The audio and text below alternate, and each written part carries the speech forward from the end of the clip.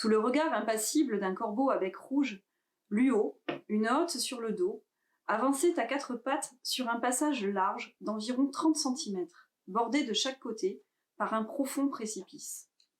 Dans sa hotte en bambou, anodine, sale, mais solide, était caché un livre de Balzac, Le Père Goriot, dont le titre chinois était Le Vieux Go. Il allait le lire à la petite tailleuse, qui n'était encore qu'une montagnarde, belle, mais inculte. Durant tout le mois de septembre, après notre cambriolage réussi, nous fûmes tentés, envahis, conquis par le mystère du monde extérieur, surtout celui de la femme, de l'amour, du sexe, que les écrivains occidentaux nous révélaient jour après jour, page après page, livre après livre. Profitant de cette vacance du pouvoir politique et de la discrète anarchie qui régnait momentanément dans le village, nous refusâmes d'aller travailler au champ, ce dont les villageois, ex-cultivateurs d'opium reconvertis en gardiens de nos âmes, se fichèrent complètement.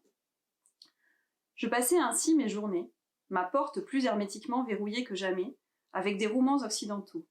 Je laissais de côté les Balzac, passion excessive de Luo, et tombais tour à tour amoureux, avec la frivolité et le sérieux de mes 19 ans, de Flaubert, de Gogol, de Melville, et même de Romain Rolland.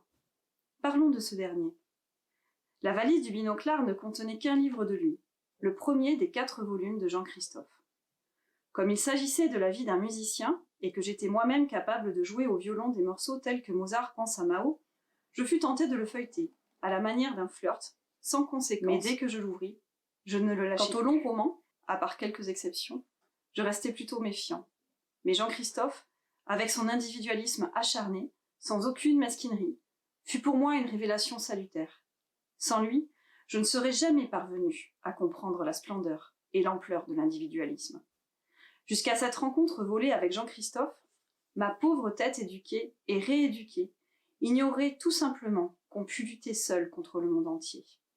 Le flirt se transforma en un grand amour. Même l'excessive emphase à laquelle l'auteur avait cédé ne me paraissait pas nuisible à la beauté de l'œuvre. J'étais littéralement englouti par le fleuve puissant des centaines de pages. C'était pour moi le livre rêvé.